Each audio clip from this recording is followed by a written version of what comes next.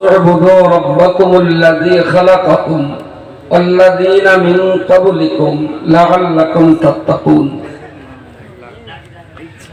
يا أيها الناس আল্লাহ কোরআন শরীফে কখনো বলেছেন ইয়া আইয়ুহাল্লাযীনা কাফারু, কখনো বলেছেন ইয়া আইয়ুহাল্লাযীনা আমানু। আমি যে আয়াতটা পড়েছি এখানে আল্লাহ বলেছেন ইয়া আইয়ুহান নাস, এই পৃথিবীর মনুষ্য জাতি, ঈমানদার, মুশরিক, মুনাফিক, অবিশ্বাসী, নাস্তিক, এরা সবাই মানুষের ভিতর। যিনি ঈমানদার তিনিও মনুষ্য জাতির অন্তর্ভুক্ত, যিনি মুশরিক তিনিও মনুষ্য জাতির অন্তর্ভুক্ত, যিনি অবিশ্বাসী, নাস্তিক তিনিও মনুষ্য জাতির অন্তর্ভুক্ত। আমি যে আয়াতটা বলেছি এই আয়াতে ঈমানদার, মুশরিক বা নাস্তিক কাউকে না ডেকে আল্লাহ এক কথায় সবাইকে ডাকলেন ইয়া আইয়ুহান নাস, হে পৃথিবীর মনুষ্য জাতি, উ'বুদু রাব্বাকুম, তোমরা ইবাদত করো তোমাদের প্রভুর, আল্লাযী খালাকাকুম, যিনি তোমাদের সৃষ্টি করেছেন, ওয়াল্লাযীনা মিন ক্বাবলিকুম, যিনি তোমাদের পূর্ববর্তীদেরকেও সৃষ্টি করেছেন, লাআল্লাকুম তাত্তাকুন, তাহলেই তোমরা পরেজগার আর খোদাভীরুতা অর্জন করতে পারবে। বলুন সুবহানাল্লাহ। কোরআনের এই যে সুন্দর বক্তব্য, এই রকম সৃজনশীল গঠনমূলক শান্তির বার্তা কোরআন ছাড়া পৃথিবীতে আর কোন কিতাবের ভিতরে আপনি আশা করতে পারেন না। ঠিক তার পরের আয়াতে আল্লাহ বলেছেন আল্লাযী জাআলা লাকুমুল আরদা ফিরাশান, যিনি জমিনটাকে বিছানার মতো বিছিয়ে দিয়েছেন। সুবহানাল্লাহ বলেন, একটু জোরে বলেন সুবহানাল্লাহ। ওয়াস-সামাআ বিনাআন, যিনি আসমানটাকে বানিয়েছেন পৃথিবীর ছাদের মতো করে। সুবহানাল্লাহ বলেন। সুবহানাল্লাহ। ওয়ানজালা মিনাস সামাই মাআন, যিনি আসমান থেকে এই জমিনে পানি বর্ষণ করেন। ফাখরাজা মিনাত থামারাতি রিজকান, সেই পানিতে ভেজা এই মাটি থেকে তোমাদের জন্য যিনি খাদ্যবস্তু উৎপাদন করে দেন। ফালা তাজআলু লিল্লাহি আনদাদান, খবরদার সেই মহান সত্তার সঙ্গে তোমরা আর কাউকে শরীক করো না। এই যে ভাষার ভঙ্গিমা, কোরআনের আয়াতের এই যে প্রাঞ্জলতা, কোরআন শরীফের আয়াতের ভিতরে এই গভীর তাৎপর্যতা এবং সাংঘাতিক রকমের সত্য কথার সুনির্দিষ্ট গভীরতা পৃথিবীতে আর কোন কিতাবের কোন বাক্যের ভিতরে আপনি মিল করাতে পারবেন না। রব্বুল আলামিন আল্লাহ ঠিক তারপর পরই কোরআন শরীফের কথা উল্লেখ করে তিনি বললেন হে পৃথিবীর মনুষ্য জাতি, ওয়াইন কুনতুম ফী রাইবিন, যদি তোমাদের এই কোরআন সম্পর্কে কোনো সন্দেহ হয়, যে কোরআনের আয়াতগুলো আগে বলেছি সেই কোরআনের সেই আয়াত সম্পর্কে কোরআন নিজেই বলছে, আল্লাহর কালাম, ইন কুনতুম ফী রাইবিন, এই কোরআনের ভিতরে যদি তোমরা সন্দেহের ভিতরে পড়ে যাও তাহলে তোমরা তোমাদের সন্দেহটা মোচন করো আগে। খুব ভালোভাবেই মনে রাখবেন, ইন কুনতুম ফী রাইবিন মিম্মা নাযালনা আলা আবদিনা, মহান স্রষ্টা যে কোরআনকে তোমাদের মধ্যকারের কোন একজন গোলামের উপরে নাযিল করে দিয়েছেন, ফাতু বিসূরাতিন মিন মিসলি, এই কোরআন সম্পর্কে যদি তোমাদের কোনো সন্দেহ থাকে তাহলে তোমরা তোমাদের সন্দেহ মোচন করার জন্য এই কোরআনের মতো আরেকটা কোরআন আনো। ওয়াদউ শুহাদাআকুম মিন দুনিল্লাহ, শুধুমাত্র আল্লাহকে বাদ দিয়ে, শুধুমাত্র আল্লাহকে বাদ দিয়ে পৃথিবীর যত শক্তি আছে সব শক্তিকে তোমরা এক জায়গায় করে দেখো, কোরআনের মতো একটা ছোট্ট আয়াত তৈরি করার ক্ষমতা তোমাদের আছে কিনা। যদি তোমাদের ক্ষমতা থেকে থাকে তাহলে কোরআন সম্পর্কে তোমাদের সন্দেহ সঠিক, আর কোরআনের মতো করে একটা আয়াত তৈরি করা, আল্লাহকে বাদ দিয়ে সব শক্তি এক জায়গায় করে যদি তোমরা কোরআনের একটি আয়াত তৈরি করতে না পারো তাহলে তোমরা বুঝে নাও তোমাদের সন্দেহের ধারণাটা ঠিক নয়। ফাইন লাম তাফআলু ওয়া লান তাফআলু, বললেন আমি স্রষ্টা হয়ে তোমাদেরকে যে বললাম কোরআনের মধ্যে একটা আয়াত তৈরি করে প্রমাণ করাও যে কোরআনে সন্দেহ আছে, এটা আমি আল্লাহ বলার পরেও তোমাদেরকে বলছি যে তোমাদেরকে যে কোরআনের মতো আর একটা আয়াত তৈরি করতে বললাম, ফাইন লাম তাফআলু, এটা তোমাদের পক্ষে কখনো সম্ভব হবে না, ওয়া লান তাফআলু, কোনদিন তোমরা তা পারবে না।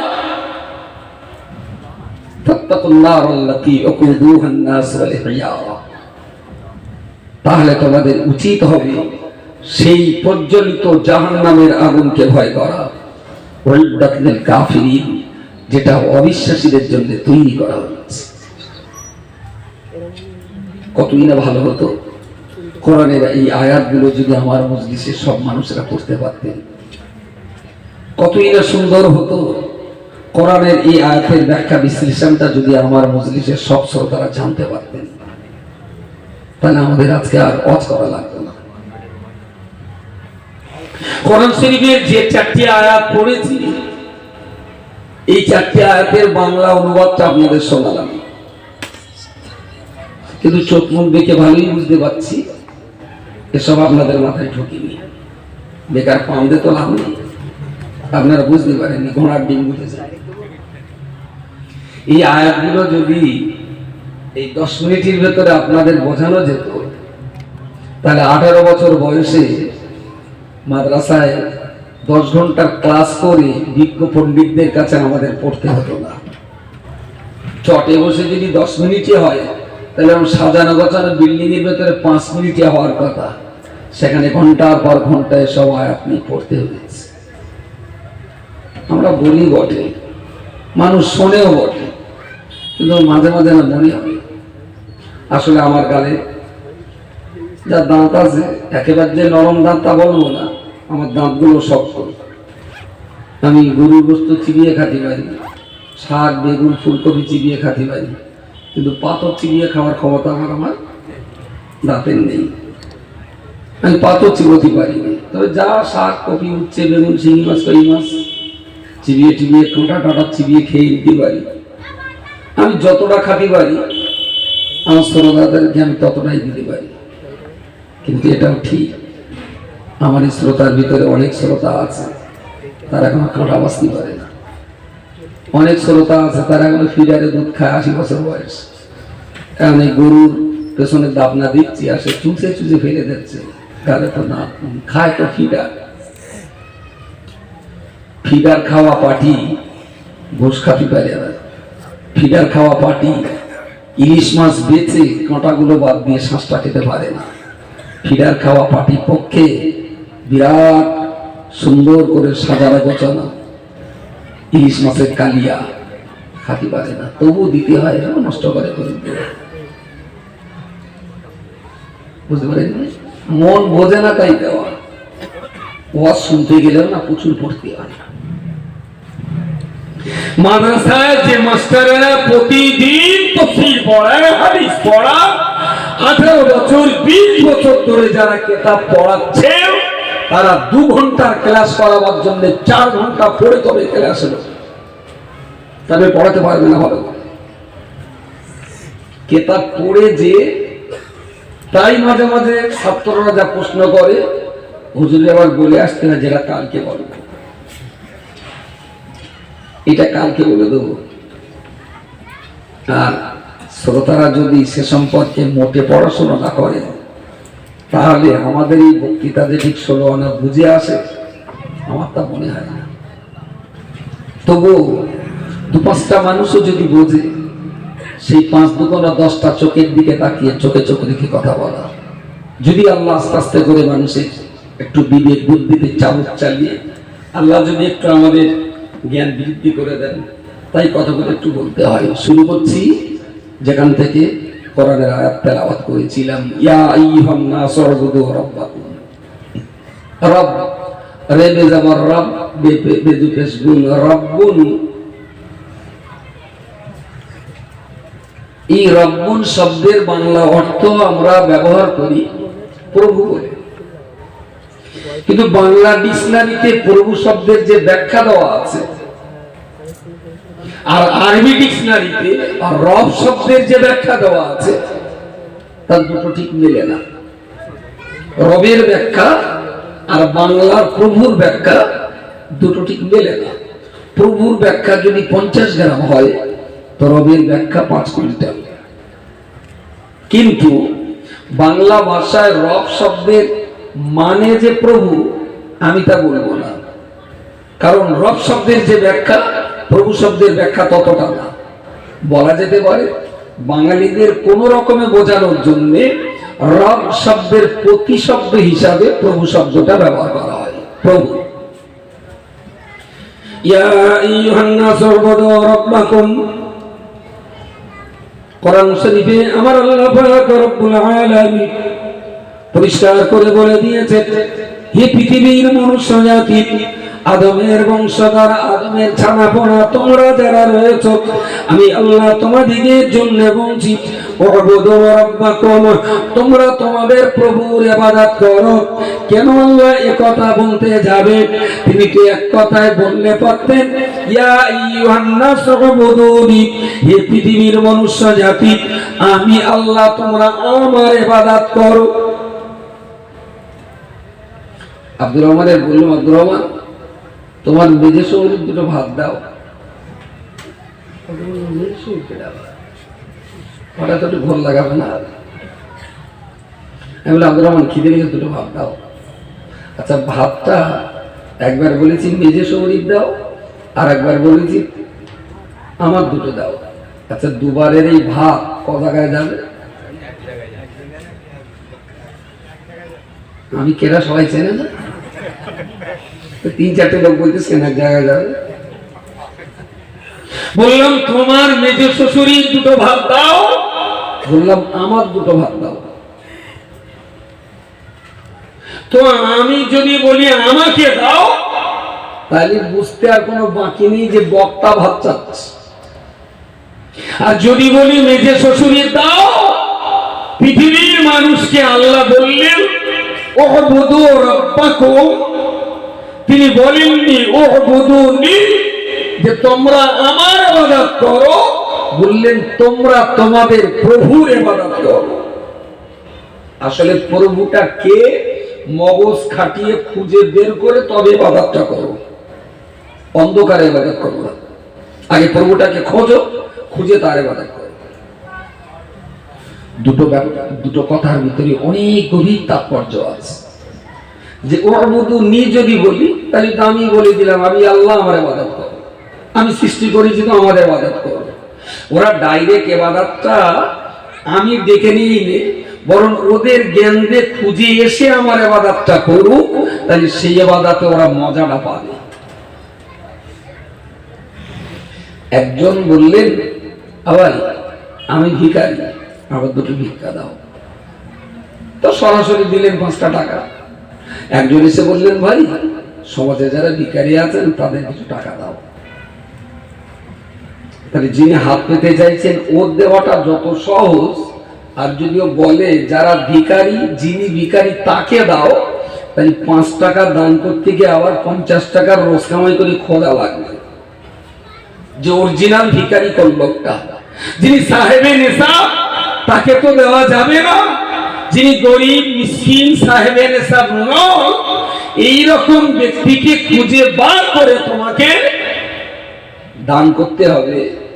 হাত পাতলো আর দিয়ে দিলাম, এই দানের একরকম স্বভাব হয়, আর খুঁজে খুঁজে বের করে যোগ্য জায়গায় দেওয়া, ওই দানে আরো 700 গুণ বেশি স্বভাব হবে। যে টাকা কম দিলেও ও দানের ভিতরে মহব্বত আছে, দানের ভিতরে মহব্বত আছে। প্রসঙ্গ যখন এসেছে একটুখানি বলে রাখি, যদিও আজকে এটা আমার সাবজেক্ট না।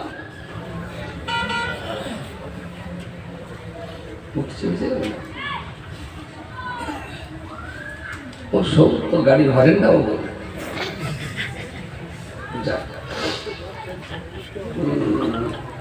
কি বলছিলাম জানো? আচ্ছা, এই মুরারশা, ওদিকে রাজাপুর, এদিকে মাখালগাছা, এদিকে কাটাখাল, এই আশপাশের ভিতরে অটো রিক্সায় করে চাঁদা টাকা দিয়ে আসে। অটো অটো প্রতিদিন, ও প্রতিদিন একটু কিছু দেন, আসলে দিতে হবে। ফাআম্মাল ইয়াতীমা ফালা তাকহার ওয়া আম্মাস সাইলা ফালা তানহার। যদি কোনো এতিম মিসকিন সাইল ভিক্ষুক যদি তোমার কাছে কিছু চায়, তুমি খালি হাতে ফিরিয়ে দিও না। একদম ভীষণ খুব মাথা টাথা ঢেকে ঘোমটা টমটা দে একজন বললাম আমার কিছু পয়সা দেবেন, মানুষটা তো খুব ভালো পরেশগার ব্যক্তি, তা দিলেন 10 টাকা।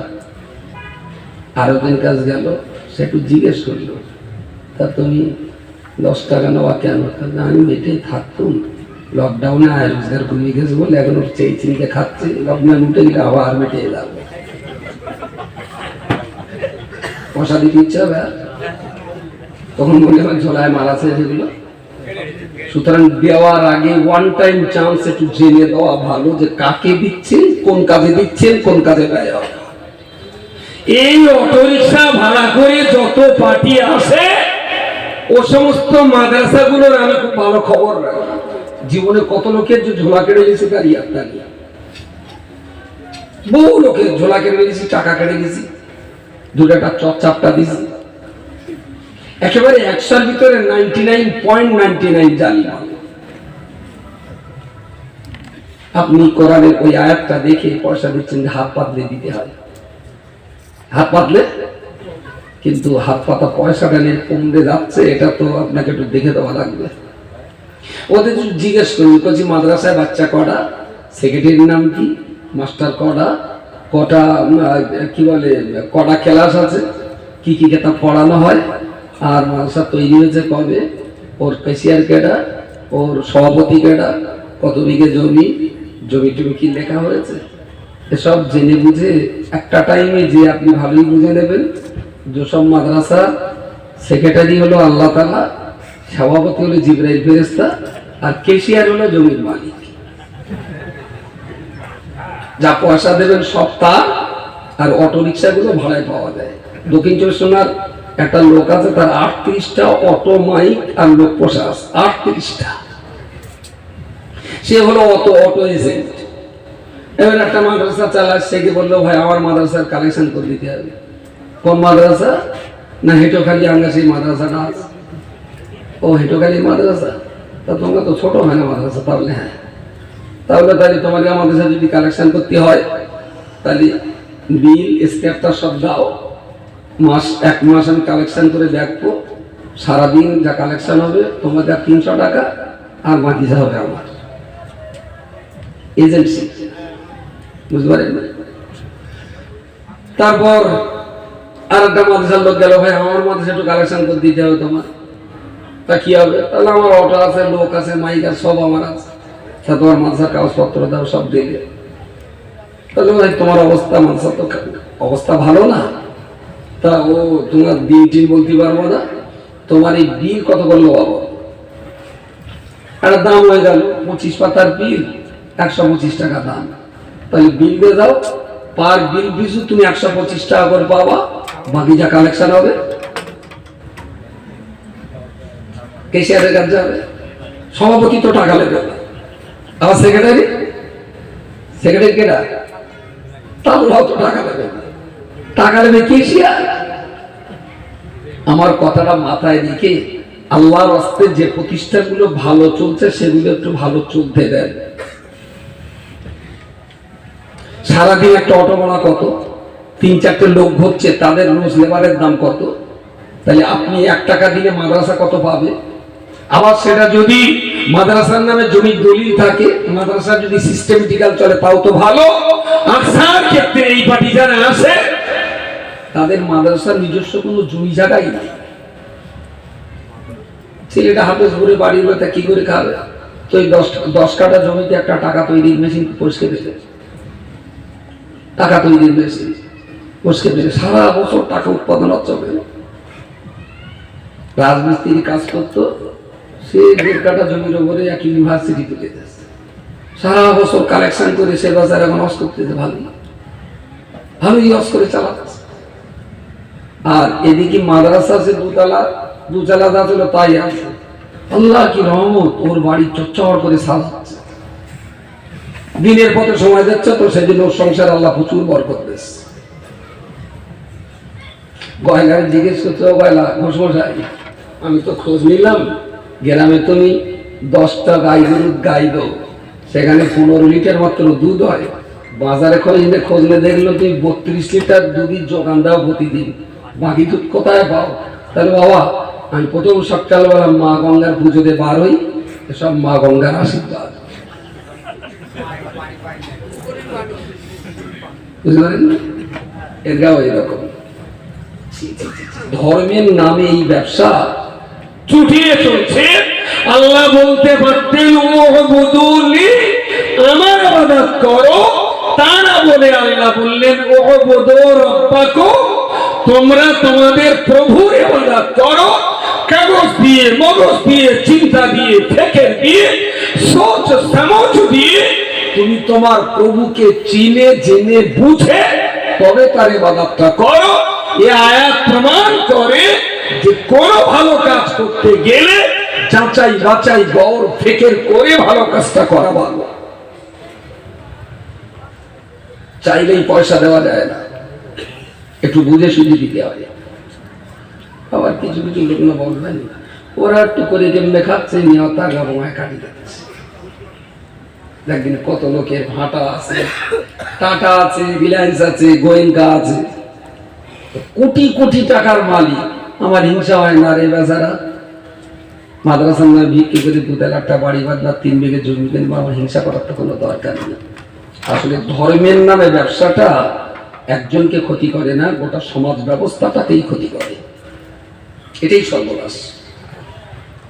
আর এই সমস্ত মাদ্রাসাগুলোতে যে বাচ্চাগুলো থাকে, এই বাচ্চাগুলোর লাইফ, একটা মাদ্রাসায় মানুষের বাচ্চা পড়াবার নাম করে বাচ্চাগুলো নিলাম, মানে জানবেন আমি আগুন নিয়ে খেলা করছি। এই আগুন যদি সিস্টেমেটিক্যাল চুলোয় লাগাতে পারি, আমার সমাজ অনেক দামি দামি খাবার পাবে। বাই চান্স আমার দুর্বলতার কারণে এই আগুন ছিটকে যদি ঘরের চালে লেগে যায়, বুঝতে পারেননি, গোটা সমাজ পুরে সারকার হবে। সেই জন্য মানুষের বাচ্চা নিয়ে পড়াশোনা করবার এই যে চ্যালেঞ্জ, এটা একটা আগুন নিয়ে খেলা করার সমান। একটা বাচ্চার লাইফ রিস্ক নিয়ে আমরা তাকে পড়াচ্ছি। এই বাচ্চারা যদি ক্ষতিগ্রস্ত হয়, কিয়ামতের দিন জবাব দেওয়া লাগবে না আমাদের। এই বাচ্চাগুলোকে নিয়ে সারা বছর টোটো করে ঘোরানো হচ্ছে। বহু জায়গায় আমি ধরেছি, শেষমেশ প্রমাণ হয়েছে 100 টাকা চাঁদা বিলি, 80 টাকা ও নেয়, 20 টাকা মাদ্রাসায় দেয়, সব কমিশন সিস্টেম। কেউ বললাম না, সর্বশেষ কেউ কেউ বিল কিনে নেয়, 150 টাকা, 200 টাকা, 500 টাকা দিয়ে বিল কিনে নেয়, বাকি যা টাকা হবে ওর।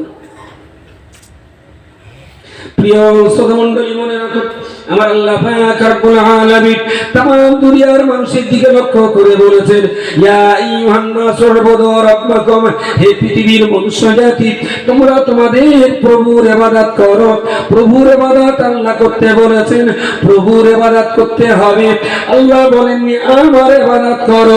প্রভু তো আল্লাহ, অবশ্যই এটা তো সত্য কথা, কিন্তু আল্লাহ ডাইরেক্ট নিজের ইবাদত করতে না বলে কেন বান্দার ঘাড়ে আল্লাহ চাপিয়ে দিয়ে বললেন, তুমি তোমার প্রভুটাকে খুঁজে বার করো।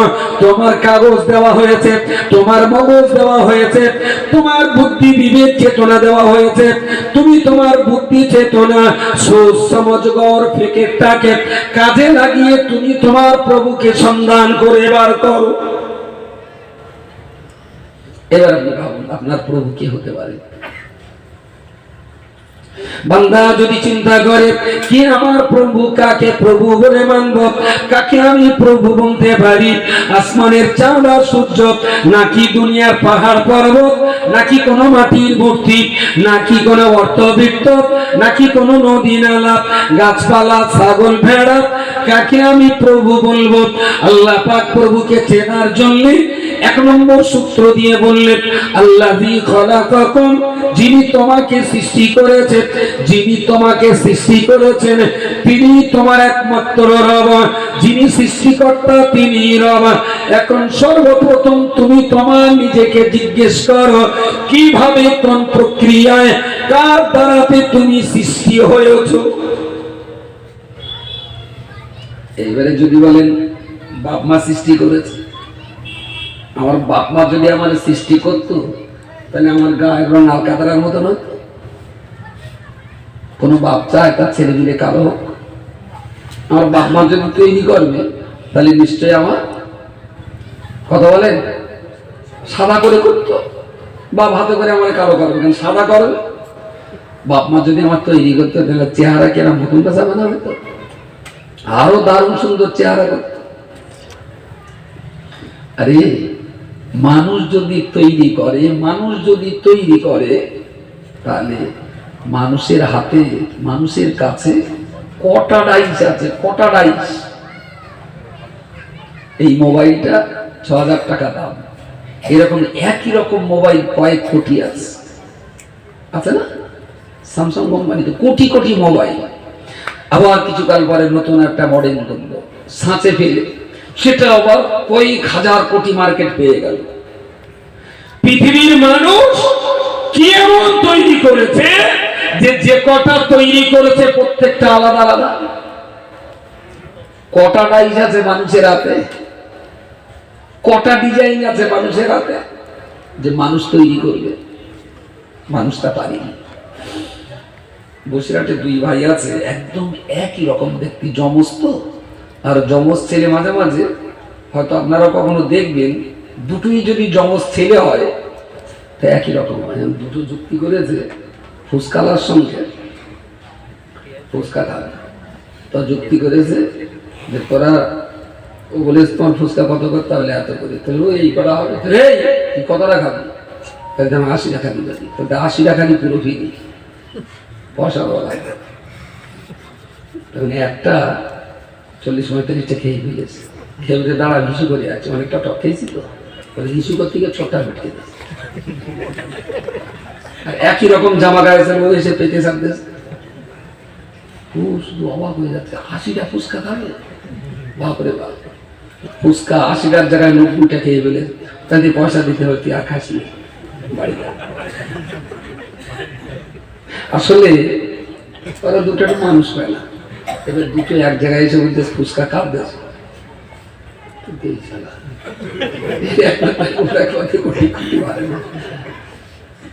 তাদের শোনো, তোমার ফুচকা আমরা দুই ভাই আলাদা আলাদা ভাগ করে খেয়েছি, একা খাওয়া যায়, এটাও টাকা দাও, ক্ষতিপূর্ণ মস্কালাম পড়ে, ভালো তো। ওর একটু আর কি মজাক করলো। তো কখনো কখনো দুটোকে আলাদা আলাদা দেখলে মনে হবে যে একই, কিন্তু দুজন একসঙ্গে দেখবেন ফার ব্যালেন্স। আমার কথা বলা যায়, অনেক দূরত্ব আছে দুজনের ভিতরে, কিন্তু এক এক করে দেখলে ধরা যাবে না, কিন্তু একই সঙ্গে দেখলে ধরা পড়বে। যেদের দুটোর মাঝখানেও পার্থক্য আছে। ফিঙ্গারপ্রিন্ট। জগৎ জানতো না যে পৃথিবীর প্রত্যেকটা মানুষের চোখ মুখের চাউনি চেহারার আকৃতি যেমন আলাদা আলাদা, পৃথিবীর দুটো ছাগল দেখেন যদি একরকম, পৃথিবীর দুটো বিড়াল দেখান যদি একরকম, পৃথিবীর দুটো মানুষকে দাঁড় করিয়ে দেখান দিন একরকম, পৃথিবীতে দুটো বেগুন আর দুটো আলু একটু দেখাবেন যে দুটো একদম একই রকম, একই ওজন, একই সাইজ, একই টাইপ। পৃথিবীর দুটো মাছ দেখাবেন যে দুটো মাছ একই টাইপ। কার সৃষ্টি বলে মনে হয়? মানুষের কাছে কটা কটা রাইজ আছে মানুষের কাছে। আমার আল্লাহ পাক রব্বুল আলামিন তাই মানুষের বিবেকে দুয়ারে চাবুক মেরে মানুষের চেতনা ফিরিয়ে দেওয়ার জন্য রব্বুল আলামিন তিনি বলেন, বান্দা তুমি আমার ইবাদত করো, বরং বললেন উবুদু রাব্বাকুম, তোমরা তোমাদের প্রভুর ইবাদত করো। আসলে তুমি তোমার মগজটাকে, তোমার চিন্তা শক্তিটাকে কাজে লাগিয়ে তুমি তোমার প্রভুকে সম্মান করতে থাকো। প্রভু কাকে বলবে? প্রথমত আল্লাহ বলে দিয়েছেন আল্লাযী খালাকাকুম, যিনি তোমাকে সৃষ্টি করেছেন তিনি তোমার একমাত্র রব।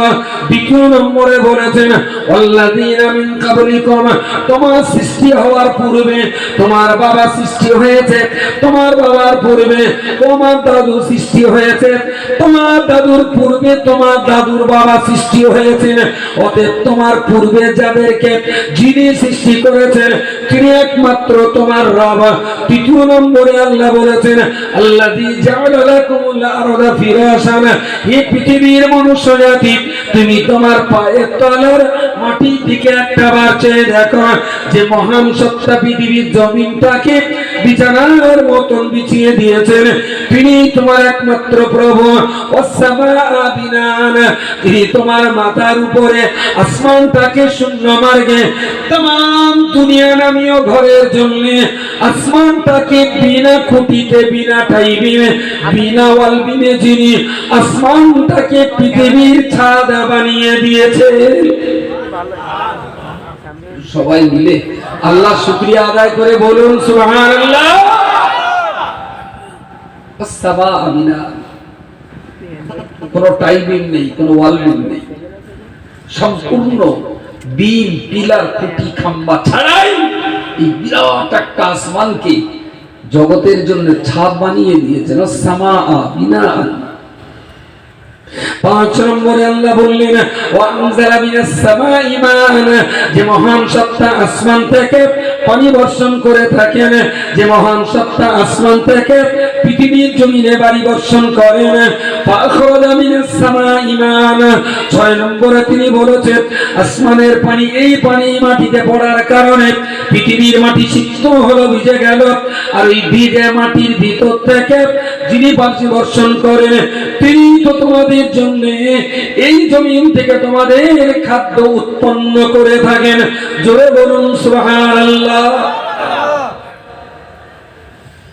আল্লাযী খালাকাকুম ওয়াল্লাযীনা মিন ক্বাবলিকুম আল্লাযী জাআলা লাকুমুল আরদা ফিরাশান ওয়াস-সামাআ বিনাআন ওয়া আনজালা মিনাস সামাই মাআন ফাআখরাজা মিনাস সামারাতি রিজকান। এই জমিন থেকে যা কিছু উৎপন্ন হয় ওর ভিতর থেকেই তোমাদের খাবার তৈরি হয়, তোমরা তাই খাও। যিনি তোমাদের সৃষ্টি করেছেন তিনি তোমাদের রব। কে তোমাদের সৃষ্টি করেছেন? না তোমাদের বাপ দাদাদের যিনি সৃষ্টি করেছেন। তোমাদের বাপ দাদাদের কে সৃষ্টি করেছেন? না যিনি জমিনটাকে বিছানার মতো করে দিয়েছেন। কোন সে মহান শক্তি যিনি জমিনটাকে বিছানার মতো করে দিয়েছেন? না যিনি আসমানটাকে ছাদের মতো করে দিয়েছেন, তিনি তো জমিনটাকে বিছানার মতো বানিয়েছেন। কোন সে মহান সত্তা যিনি আসমানটাকে ছাদের মতো করে সৃষ্টি করেছেন? না যিনি আসমান থেকে পৃথিবীতে পানি বর্ষণ করেন, তিনি আসমানকে ছাদ বানিয়েছেন। কি আসমান থেকে পানি বর্ষণ করে? না যিনি জমিন থেকে তোমাদের জন্য খাদ্য উৎপন্ন করে থাকেন, তিনি তোমাদের পানি বর্ষণকারী, তিনি তোমাদের আসমানকে ছাদ বানানেওয়ালা, তিনি তোমাদের জমিনকে বিছানার মতো বানিয়ে দেনেওয়ালা, তিনি তোমাদের বাপ দাদাদের সৃষ্টিকর্তা, তিনি তোমাদের সৃষ্টিকর্তা। ফালা তাজআলু লিল্লাহি আনদাদান সুতরাং তার সঙ্গে আর অন্য কারোর শরীক করো না। বিশ্বাস করুন, এ কথা যদি তাকওয়া পরহেজগারী আল্লাহওয়ালা খোদাভীরু মানুষ যদি কোরআনের এই কথা নিয়ে জঙ্গলেও যদি বলে, আমি এখনো আশাবাদী কোরআনের মজেজায় জঙ্গলের পশুরাও কথাগুলো শুনবে। কিন্তু দুর্ভাগ্যজনক ভাবে জ্ঞানবান বিচক্ষণ চালাক চতুর মানুষকে বোঝানো যায় না, কারণ এরা জ্ঞান পাপী হয়ে গেছে।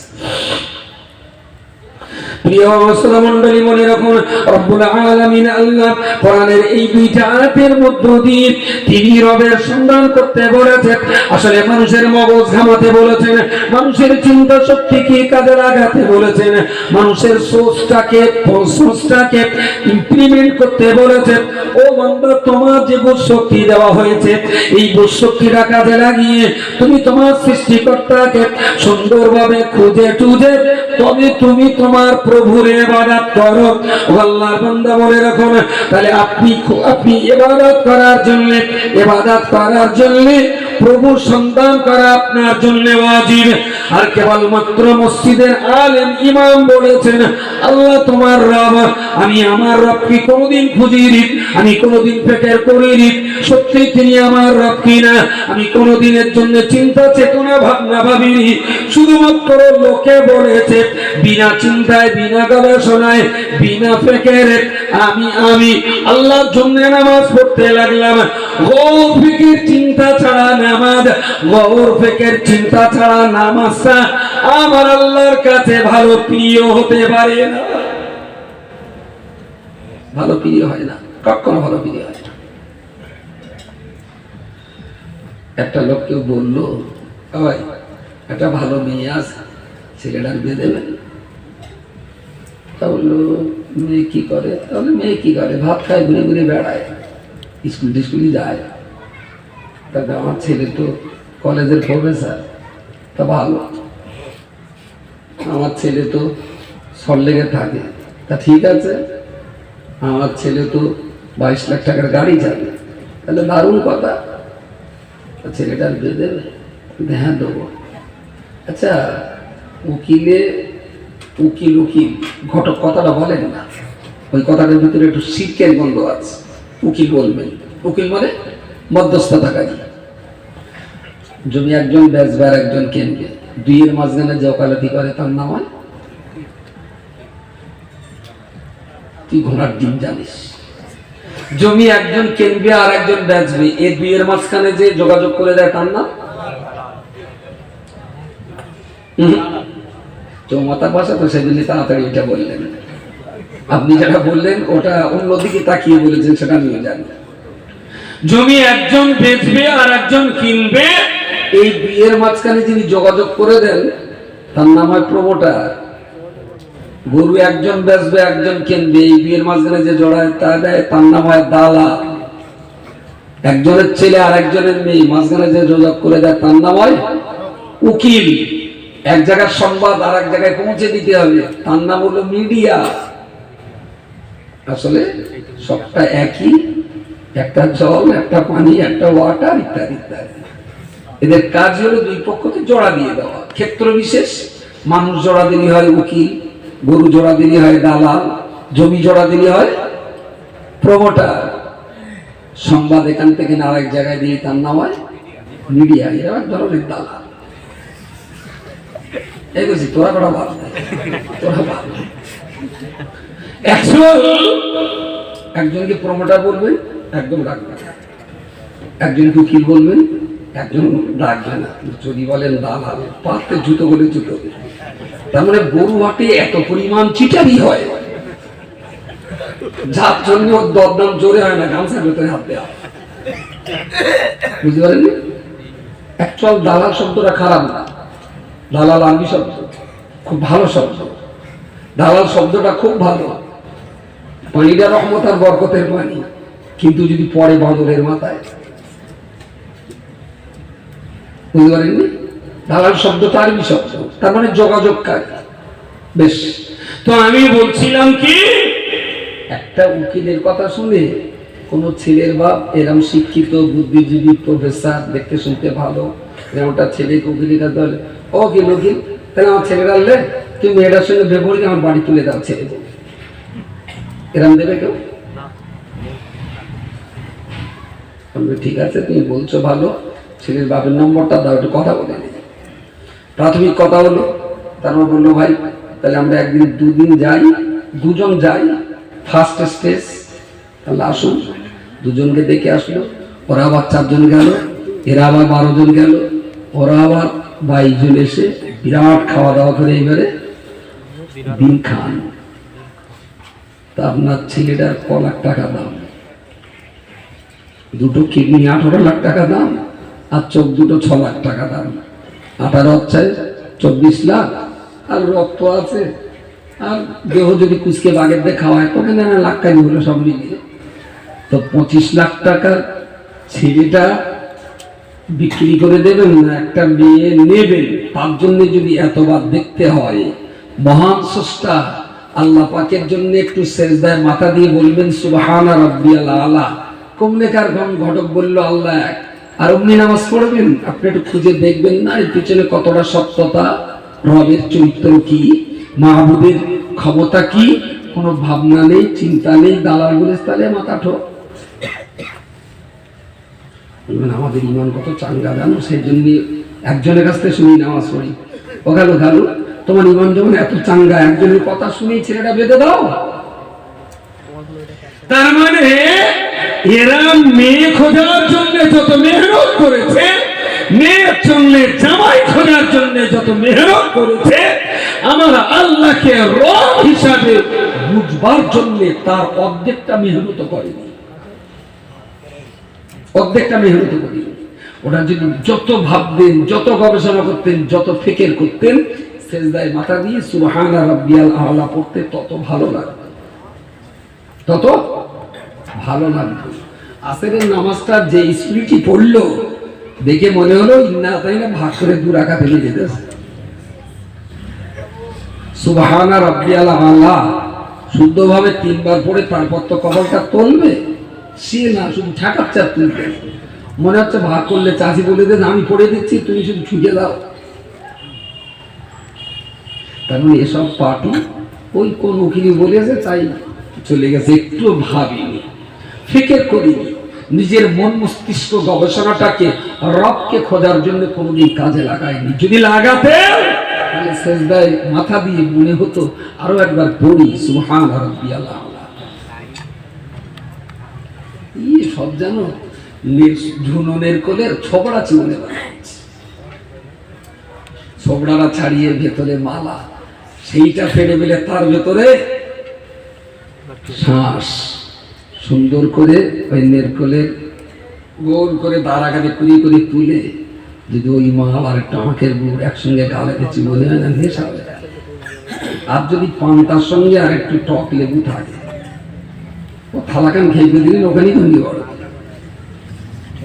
কিন্তু ওই পর্যন্ত যেতে হবে তো জীবনে আর নামাজ পড়া দেয়ার ইজ নট ইম্পর্টেন্ট। ভাবুন, ফিকির করুন, ফাতাবিরু ইয়া উলিল আলবাব। কোরআনের বহু জায়গায় বলেছেন, হে পৃথিবীর ভাবুক ব্যক্তি, তোমরা আমার কোরআনকে নিয়ে ভাবো, গবেষণা করো, ফিকির করো, তবে তো তাদের কাছে ইসলাম মজা লাগবে, তবে তো তাদের কাছে নামাজটা টেস্টি বলে মনে হবে, তবে তো তাদের কাছে কোরআনটাকে মূল্যবান কিতাব বলে মূল্যায়ন করতে শিখবে। প্রিয় শ্রোতা মণ্ডলী, মনে রাখুন আমার আল্লাহ পাক রব্বুল আলামিন কোরআনের এই দুটো আয়াত দিয়ে রবের সন্ধান করতে বলেছেন, আল্লাহ পাকের সন্ধান করতে বলেছেন। এই সন্ধান আপনার জন্য করা ফরজে আইন, আমার জন্য সন্ধান করা ফরজে আইন। আমি পড়বো, আমি বুঝবো, ওটা আমার জন্য বড় টেস্টি। আর আমার কাছ থেকে শুনে বুঝে আপনি সেটা স্বাদ অর্জন করবেন, এটা কোনো দিনের জন্য হবে না, হবে না, হবে না, কখন কোনোদিন হবে না।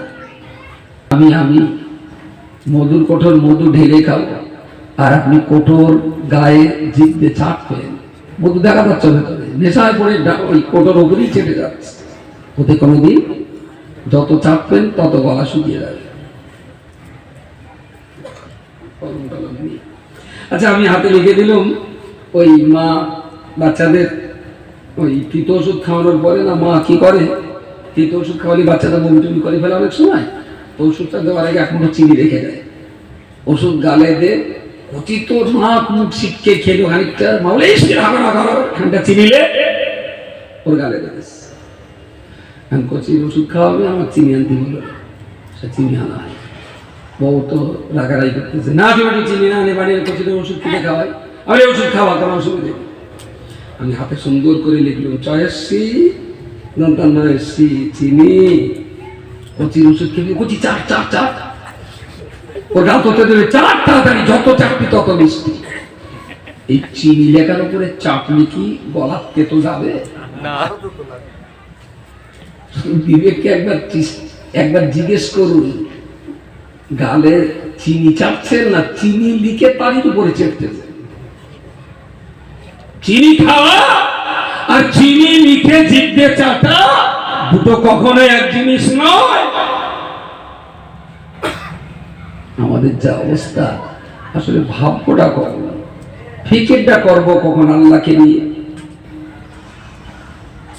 প্রিয় শ্রোতামণ্ডলী, মনে রাখো এই দুইটা আয়াতের ভিতরে আমার আল্লাহ প্রভু সন্ধান করতে বলেছেন। এই দুটো আয়াত তো কোরআনের ভিতরে বিদ্যমান।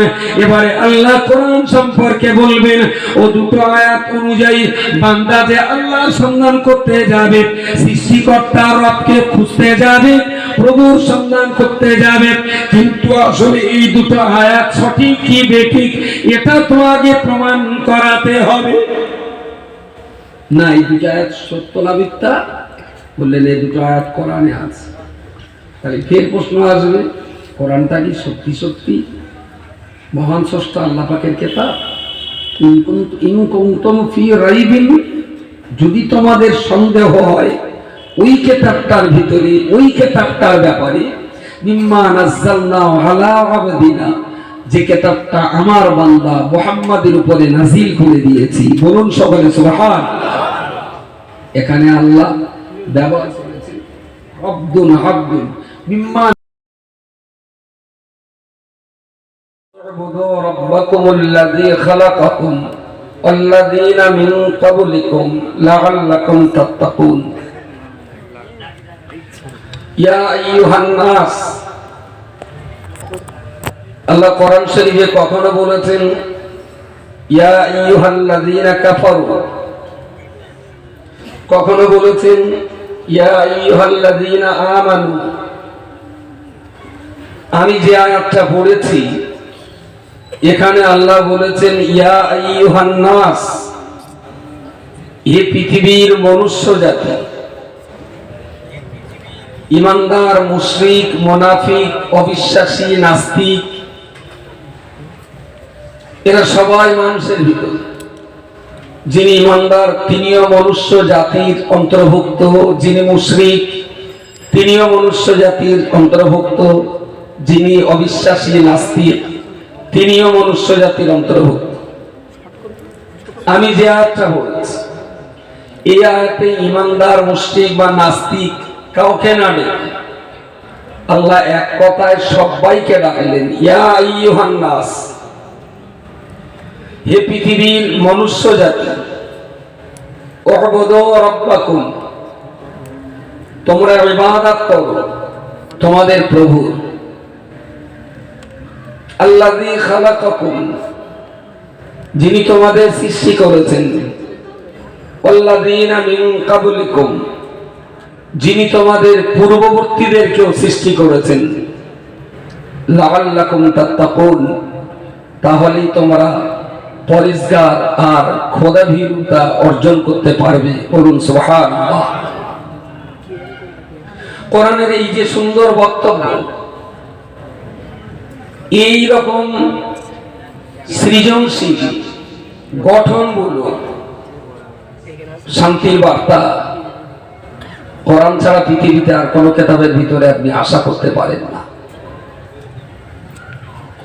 ঠিক তার পরে না আল্লাহ বলেছেন আল্লাযী জাআলা লাকুমুল আরদা ফিরাশান, যিনি জমিনটাকে বিছানার মতো বিছিয়ে দিয়েছেন। সুবহানাল্লাহ বলেন, একটু জোরে বলেন সুবহানাল্লাহ। সামাআ বিনাআন,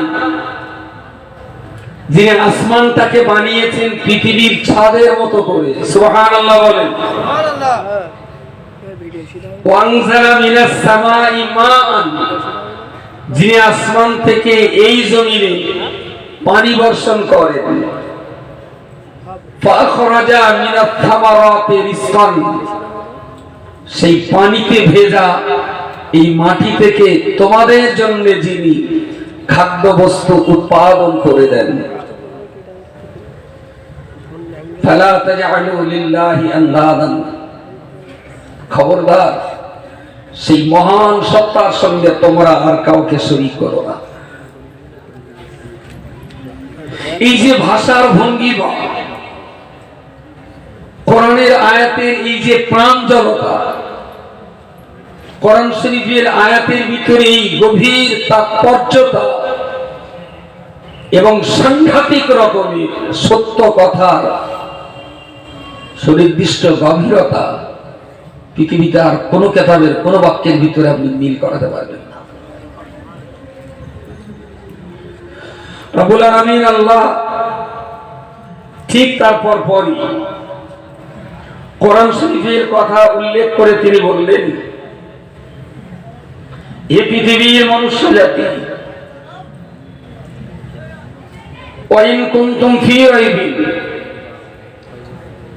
যদি তোমাদের এই কোরআন সম্পর্কে কোনো সন্দেহ হয়, যে কোরআনের আয়াতগুলো আগে বলেছি, সেই কোরআনের সেই আয়াত সম্পর্কে কোরআন নিজেই বলছে, আল্লাহর কালাম, ইন কুনতুম ফী রাইবিন, এই কোরআনের ভিতরে যদি তোমরা সন্দেহের ভিতরে পড়ে যাও, তাহলে তোমরা তোমাদের সন্দেহটা মোচন করো আগে। খুব ভালোভাবেই মনে রাখবেন, ইন কুনতুম ফী রাইবিন মিম্মা নাযালনা আলা আবদিনা, মহান স্রষ্টা যে কোরআনকে তোমাদের মধ্যকারের কোন একজন গোলামের উপরে নাযিল করে দিয়েছেন, ফাতু বিসূরাতিন মিন মিসলি, এই কোরআন সম্পর্কে যদি তোমাদের কোনো সন্দেহ থাকে, তাহলে তোমরা তোমাদের সন্দেহ মোচন করার জন্য এই কোরআনের মতো আরেকটা কোরআন আনো। ওয়াদউ শুহাদাআকুম মিন দুনিল্লাহ, শুধুমাত্র আল্লাহকে বাদ দিয়ে, শুধুমাত্র আল্লাহকে বাদ দিয়ে পৃথিবীর যত শক্তি আছে সব শক্তিকে তোমরা এক জায়গায় করে দেখো, কোরআনের মতো একটা ছোট্ট আয়াত তৈরি করার ক্ষমতা তোমাদের আছে কিনা। যদি তোমাদের ক্ষমতা থেকে থাকে, তাহলে কোরআন সম্পর্কে তোমাদের সন্দেহ সঠিক, আর কোরআনের মতো করে একটা আয়াত তৈরি করা, আল্লাহকে বাদ দিয়ে সব শক্তি এক জায়গায় করে যদি তোমরা কোরআনের একটি আয়াত তৈরি করতে না পারো, তাহলে তোমরা বুঝে নাও তোমাদের সন্দেহের ধারণাটা ঠিক নয়। ফাইন লাম তাফআলু ওয়া লান তাফআলু, বললেন আমি স্রষ্টা হয়ে তোমাদেরকে যে বললাম কোরআনের মধ্যে একটা আয়াত তৈরি করে প্রমাণ করাও যে কোরআনে সন্দেহ আছে, এটা আমি আল্লাহ বলার পরেও তোমাদেরকে বলছি যে তোমাদেরকে যে কোরআনের মতো আর একটা আয়াত তৈরি করতে বললাম, ফাইন লাম তাফআলু, এটা তোমাদের পক্ষে কখনো সম্ভব হবে না, ওয়া লান তাফআলু, কোনদিন তোমরা তা পারবে না।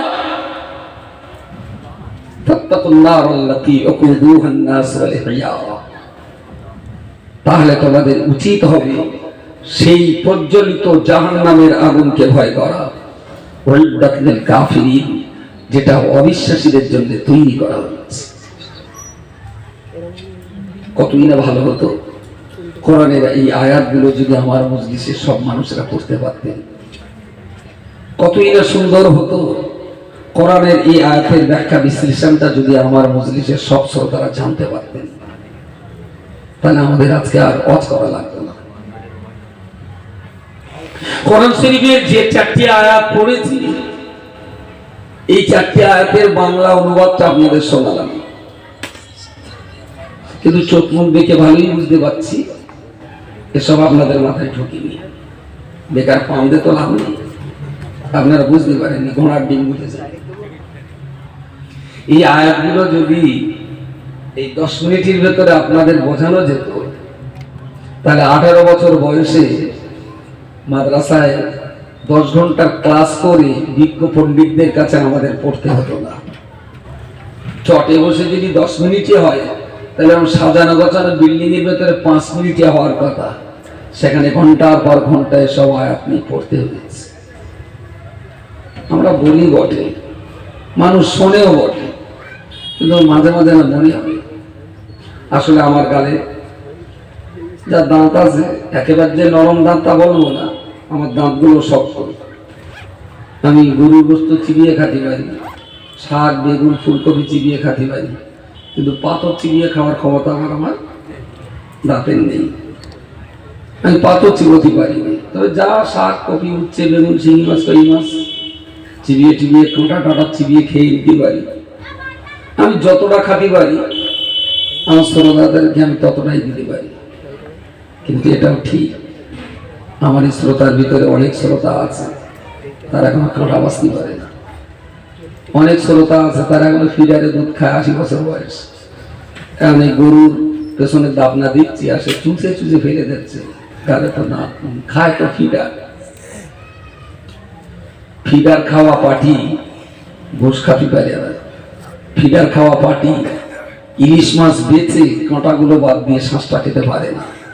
ফিডার খাওয়া পাটি পক্ষে বিরাট সুন্দর করে সাজানো গোছানো ইলিশ মাছের কালিয়া খাতে পারে না, তবু দিতে হয়, নষ্ট করে বুঝতে পারেন। মন বোঝে না তাই দেওয়া, ওয়াজ শুনতে গেলেও না প্রচুর পড়তে হয়।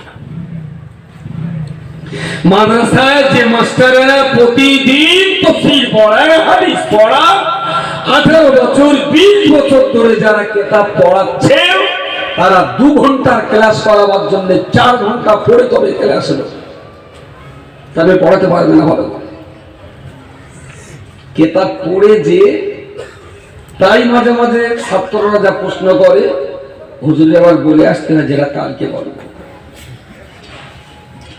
এটা কালকে বলে দেবো। আর শ্রোতারা যদি সে সম্পর্কে মোটে পড়াশোনা না করে, তাহলে আমাদের এই বক্তৃতা যে ঠিক 16 আনা বুঝে আসে আমার তা মনে হয় না। তবু 2-5টা মানুষও যদি বোঝে, সেই 5-2 10টা চোখের দিকে তাকিয়ে চোখে চোখে রেখে কথা বলা, যদি আল্লাহ আস্তে আস্তে করে মানুষের একটু বিবেক বুদ্ধিতে চাবুক চালিয়ে আল্লাহ যদি একটু আমাদের জ্ঞান বৃদ্ধি করে দেন, তাই কথাগুলো একটু বলতে হয়। শুরু করছি যেখান থেকে কোরআনের আয়াত তেলাওয়াত করেছিলাম, ইয়া আইয়ুহান নাস উবুদু রাব্বাকুম। রব রে বে জামার রব বে বে দু পেশ গুণ রব্বুন।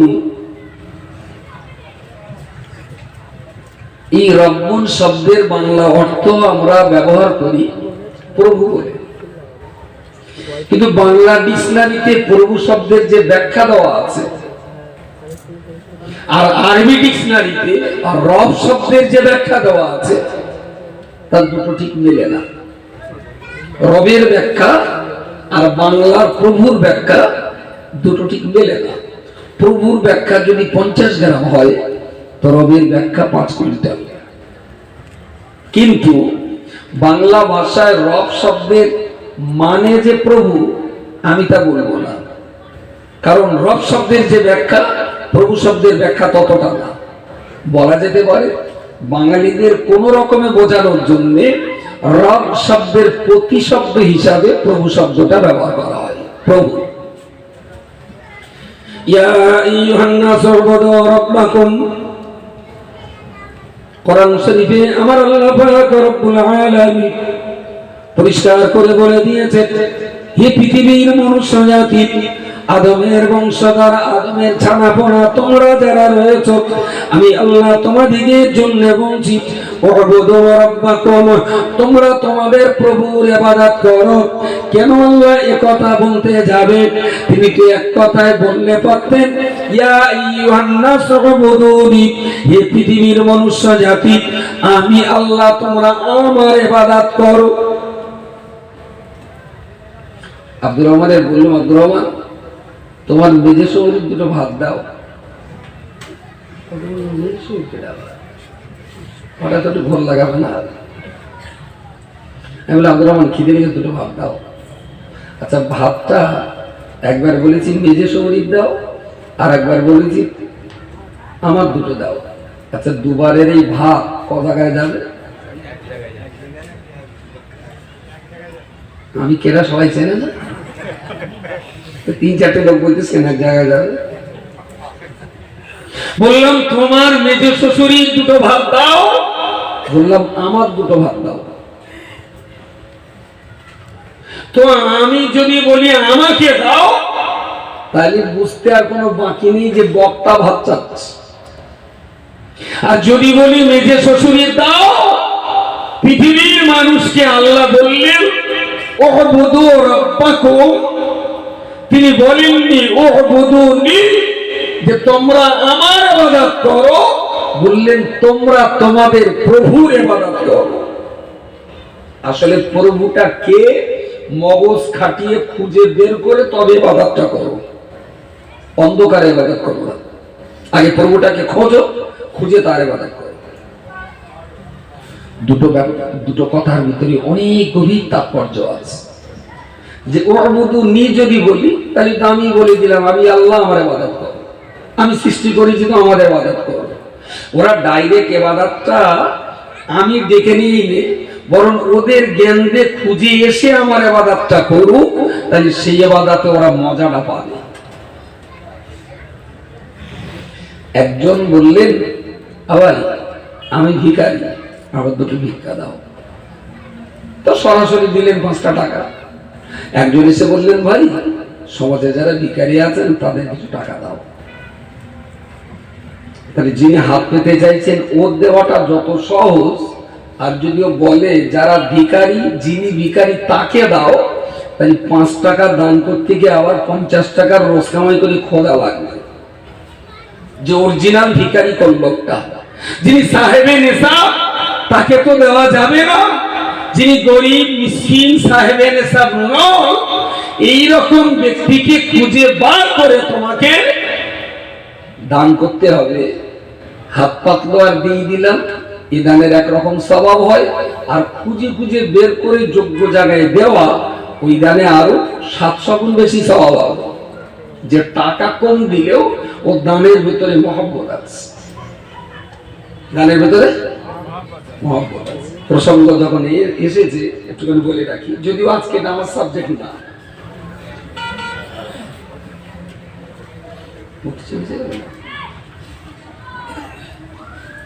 ও সব তো গাড়ি ভরেন না, ও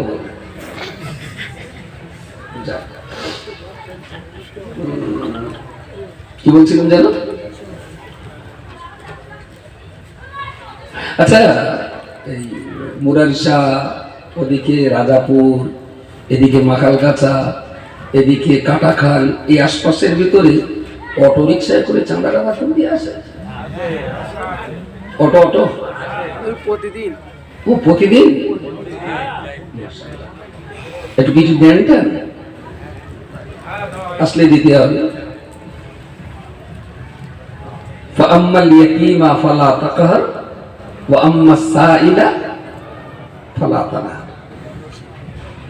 যদি কোনো এতিম মিসকিন সাইল ভিক্ষুক যদি তোমার কাছে কিছু চায়, তুমি খালি হাতে ফিরিয়ে দিও না। একদম ভীষণ খুব মাথা টাথা ঢেকে ঘোমটা টমটা দে। একজন বললাম, আমার কিছু পয়সা দেবে? মানুষটা তো খুব ভালো পরেশগার ব্যক্তি, তা দিলাম 10টা টাকা। আরো দিন কাজ গেল, সে একটু জিজ্ঞেস করলো, তা তুমি 10 টাকা নেওয়া কেন? আমি মেটেই থাকতুম, লকডাউনে আয় রোজগার কমে গেছে বলে এখন ওর চেয়ে চিনকে খাচ্ছে, লকডাউন উঠে গেলে আবার মেটে যাবে। পয়সা দিতে ইচ্ছা হবে, তখন বলে আমার ঝোলায় মাল আছে, যেগুলো সুতরাং দেওয়ার আগে ওয়ান টাইম চান্স একটু জেনে দেওয়া ভালো যে কাকে দিচ্ছেন, কোন কাজে দিচ্ছেন, কোন কাজে ব্যয় হবে। এই অটোরিকশা ভাড়া করে যত পার্টি আসে ও সমস্ত মাদ্রাসাগুলোর আমি খুব ভালো খবর রাখি। জীবনে কত লোকের যে ঝোলা কেটে গেছে তার ইয়াত্তা নেই। বহু লোকের ঝোলা কেটে গেছি, টাকা কেটে গেছি, দুটা চাপটা দিয়েছি। একেবারে 100-র ভিতরে 99.99 জানি না। আপনি কোরআনের ওই আয়াতটা দেখে পয়সা দিচ্ছেন যে হাত পাতলে দিতে হয়, হাত পাতলে, কিন্তু হাত পাতা পয়সাটা নিয়ে কমতে যাচ্ছে, এটা তো আপনাকে একটু দেখে দেওয়া লাগবে। ওদের জিজ্ঞেস করুন বলছি মাদ্রাসায় বাচ্চা কটা, সেক্রেটারির নাম কি, মাস্টার কটা, কটা কি বলে কটা ক্লাস আছে, কি কি কেতা পড়ানো হয়, আর মাদ্রাসা তৈরি হয়েছে কবে, ওর ক্যাশিয়ার কেটা, ওর সভাপতি কেটা, কত বিঘে জমি, জমি টমি কি লেখা হয়েছে, এসব জেনে বুঝে একটা টাইমে যে আপনি ভালোই বুঝে নেবেন। যেসব মাদ্রাসা সেক্রেটারি হলো আল্লাহ তাআলা, সভাপতি হলো জিবরাইল ফেরেশতা, আর ক্যাশিয়ার হলো জমির মালিক। যা পয়সা দেবেন সব তার, আর অটো রিক্সাগুলো ভাড়ায় পাওয়া যায়। দক্ষিণ চব্বিশ পরগনার একটা লোক আছে, তার 38টা অটো মাইক আর লোক প্রশাস, 38টা। সে হলো অটো এজেন্ট। এবার একটা মাদ্রাসা চালায়, সে কি বললো ভাই আমার মাদ্রাসার কালেকশন করে দিতে হবে। কোন মাদ্রাসা? না হেঁটোখালি, আমরা সেই মাদ্রাসাটা আছে। ও হেঁটোখালি মাদ্রাসা, তা তোমরা তো ছোট হয় না মাদ্রাসা, তাহলে হ্যাঁ, তাহলে তোমাকে আমাদের সাথে যদি কালেকশন করতে হয় তাহলে বিল স্ক্র্যাপটা সব দাও, এক মাস আমি কালেকশন করে দেখবো, সারাদিন যা কালেকশন হবে তোমাদের 300 টাকা, আর বাকি যা হবে আমার এজেন্সি, বুঝতে পারেন। তারপর আর একটা মাদ্রাসার লোক গেল, ভাই আমার মাদ্রাসা একটু কালেকশন করে দিতে হবে তোমার। তা কি হবে? তাহলে আমার অটো আছে, লোক আছে, মাইক আছে, সব আমার আছে, তোমার মাদ্রাসার কাগজপত্র দাও, সব দিলে। তাহলে ভাই তোমার অবস্থা, মাদ্রাসার তো অবস্থা ভালো না, তা ও তোমার দিন টিন বলতে পারবো না, তোমার এই বিল কত করলো বাবা? একটা দাম হয়ে গেল 25 পাতার বিল, 125 টাকা দাম। তাহলে বিল দিয়ে দাও, পার বিল পিছু তুমি 125 টাকা করে পাবা, বাকি যা কালেকশন হবে ক্যাশিয়ারের কাছে যাবে। সভাপতি তো টাকা লেগে, আবার সেক্রেটারি কেটা, তাহলেও তো টাকা দেবে, টাকা দেবে ক্যাশিয়ার। আমার কথাটা মাথায় রেখে আল্লাহর রাস্তে যে প্রতিষ্ঠানগুলো ভালো চলছে সেগুলো একটু ভালো চলতে দেন। সারাদিন একটা অটো ভাড়া কত, 3-4টে লোক ঘুরছে, তাদের রোজ লেবারের দাম কত, তাহলে আপনি 1 টাকা দিলে মাদ্রাসা কত পাবে? আবার সেটা যদি মাদ্রাসার নামে জমির দলিল থাকে, মাদ্রাসা যদি সিস্টেমেটিক্যাল চলে তাও তো ভালো। আকসার ক্ষেত্রে এই পার্টি যারা আসে তাদের মাদ্রাসার নিজস্ব কোনো জমি জায়গাই নাই। ছেলেটা হাফেজ ঘুরে বাড়ির লোকটা কি করে খাবে? তো এই 10 কাঠা জমিতে একটা টাকা তৈরির মেশিন পরিষ্কার পেলে, টাকা তৈরির মেশিন পরিষ্কার পেলে সারা বছর টাকা উৎপাদন হচ্ছে। রাজমিস্ত্রি কাজ করতো, সে 1.5 কাঠা জমির উপরে এক ইউনিভার্সিটি তুলে দিয়েছে, সারা বছর কালেকশন করে সে বাজার এখন অস করতেছে, ভালোই অস করে চালাচ্ছে। আর এদিকে মাদ্রাসা আছে দুতলা যা ছিল তাই আছে। আল্লাহ কি রহমত, ওর বাড়ি চচ্চর করে সাজাচ্ছে, দিনের পথে সময় যাচ্ছে, তো সেদিন ওর সংসার আল্লাহ প্রচুর বরকত দিয়েছে। গয়লার জিজ্ঞেস করতে, গয়লা ঘোষমশাই আমি তো খোঁজ নিলাম, গ্রামে তুমি 10টা গাই দাও, সেখানে 15 লিটার মাত্র দুধ হয়, বাজারে খোঁজ নিয়ে দেখলো তুমি 32 লিটার দুধের যোগান দাও প্রতিদিন, বাকি দুধ কোথায় পাও? তাহলে বাবা আমি প্রথম সকালবেলা মা গঙ্গার পুজোতে বার হই, এসব মা গঙ্গার আশীর্বাদ, বুঝতে পারেন না? এর গাও এরকম ধর্মের নামে এই ব্যবসা চুটিয়ে চলছে। আল্লাহ বলতে পারতেন ওহবুদুনি, আমার ইবাদত করো, তা না বলে আল্লাহ বললেন ওহবুদু রাব্বাকুম, তোমরা তোমাদের প্রভুর ইবাদত করো। কাগজ দিয়ে, মগজ দিয়ে, চিন্তা দিয়ে, ফেকের দিয়ে, সোচ সমঝ দিয়ে তুমি তোমার প্রভুকে চিনে জেনে বুঝে তবে তার ইবাদতটা করো। এই আয়াত প্রমাণ করে যে কোন ভালো কাজ করতে গেলে যাচাই বাছাই গৌর ফেকের করে ভালো কাজটা করা ভালো। চাইলেই পয়সা দেওয়া যায় না, একটু বুঝে সুঝে দিতে হয়। আবার কিছু কিছু লোক না বলবেন ওরা একটু করে কেমনে খাচ্ছে, নিয়ে টাকা বোমায় কাটিয়ে দিচ্ছে। দেখবেন কত লোকের ভাটা আছে, টাটা আছে, রিলায়েন্স আছে, গোয়েঙ্কা আছে, কোটি কোটি টাকার মালিক। আমার হিংসা হয় না রে বেচারা, মাদ্রাসার নামে বিক্রি করে 2 লাখ বাড়ি বাঁধবার 3 বিঘে জমি কিনবো, আমার হিংসা করার তো কোনো দরকার নেই। আসলে ধর্মের নামে ব্যবসাটা একজনকে ক্ষতি করে না, গোটা সমাজ ব্যবস্থাটাকেই ক্ষতি করে, এটাই সর্বনাশ। আর এই সমস্ত মাদ্রাসাগুলোতে যে বাচ্চাগুলো থাকে, এই বাচ্চাগুলোর লাইফ, একটা মাদ্রাসায় মানুষের বাচ্চা পড়াবার নাম করে বাচ্চাগুলো নিলাম মানে জানবেন আমি আগুন নিয়ে খেলা করছি। এই আগুন যদি সিস্টেমেটিক্যাল চুলোয় লাগাতে পারি, আমার সমাজ অনেক দামি দামি খাবার পাবে। বাই চান্স আমার দুর্বলতার কারণে এই আগুন ছিটকে যদি ঘরের চালে লেগে যায়, বুঝতে পারেননি, গোটা সমাজ পুড়ে সারকার হবে। সেই জন্য মানুষের বাচ্চা নিয়ে পড়াশোনা করবার এই যে চ্যালেঞ্জ, এটা একটা আগুন নিয়ে খেলা করার সমান। একটা বাচ্চার লাইফ রিস্ক নিয়ে আমরা তাকে পড়াচ্ছি। এই বাচ্চারা যদি ক্ষতিগ্রস্ত হয়, কিয়ামতের দিন জবাব দেওয়া লাগবে না আমাদের। এই বাচ্চাগুলোকে নিয়ে সারা বছর টোটো করে ঘোরানো হচ্ছে। বহু জায়গায় আমি ধরেছি, শেষমেশ প্রমাণ হয়েছে 100 টাকা চাঁদা বিলি, 80 টাকা ও নেয়, 20 টাকা মাদ্রাসায় দেয়, সব কমিশন সিস্টেম। কেউ বললো না, সর্বশেষ কেউ কেউ বিল কিনে নেয়, 150 টাকা, 200 টাকা, 500 টাকা দিয়ে বিল কিনে নেয়, বাকি যা টাকা হবে ওর।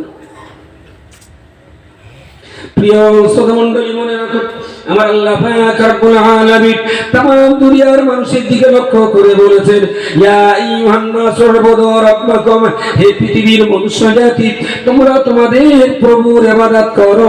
প্রভুর ইবাদত আল্লাহ করতে বলেছেন, প্রভুর ইবাদত করতে হবে। আল্লাহ বলেননি আমার ইবাদত করো। প্রভু তো আল্লাহ, অবশ্যই এটা তো সত্য কথা, কিন্তু আল্লাহ ডাইরেক্ট নিজের ইবাদত করতে না বলে কেন বান্দার ঘাড়ে আল্লাহ চাপিয়ে দিয়ে বললেন, তুমি তোমার প্রভুটাকে খুঁজে বার করো।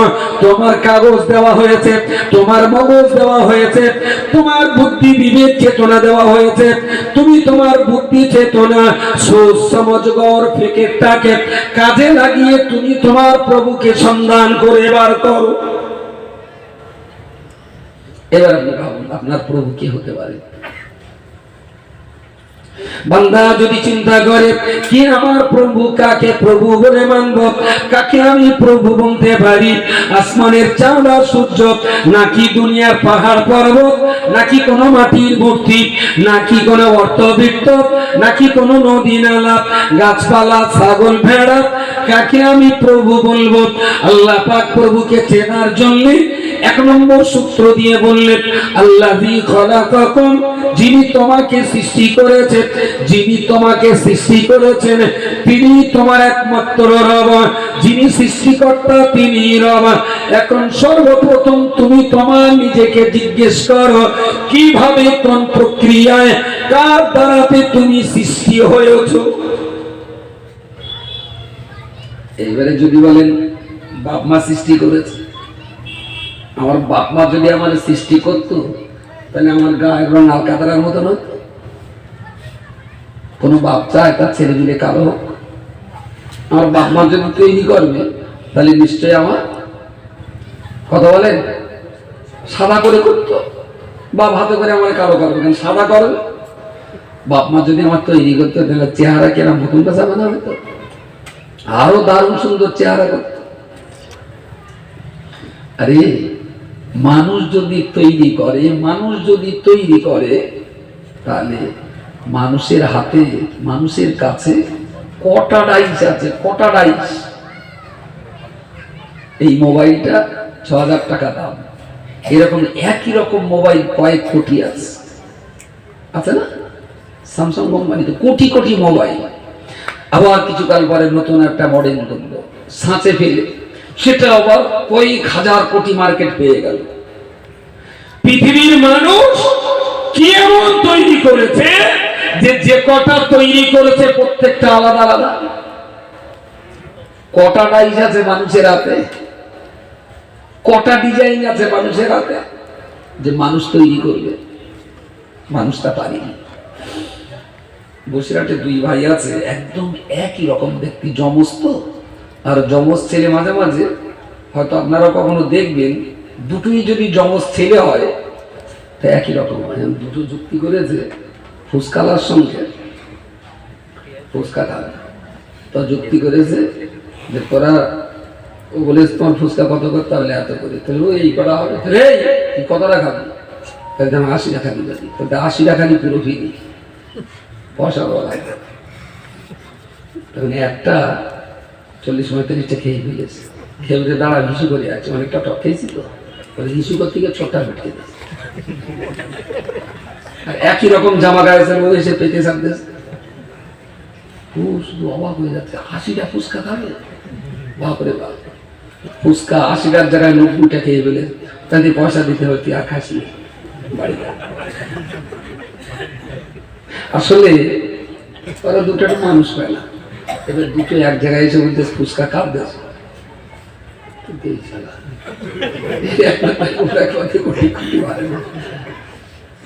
তাদের শোনো তোমার ফুচকা আমরা দুই ভাই আলাদা আলাদা ভাগ করে খেয়েছি, একা খাওয়া যায়, এটাও টাকা দাও, ক্ষতিপূর্ণ মস্কালাম পড়ে, ভালো তো। ওরা একটু আর কি মজাক করলো।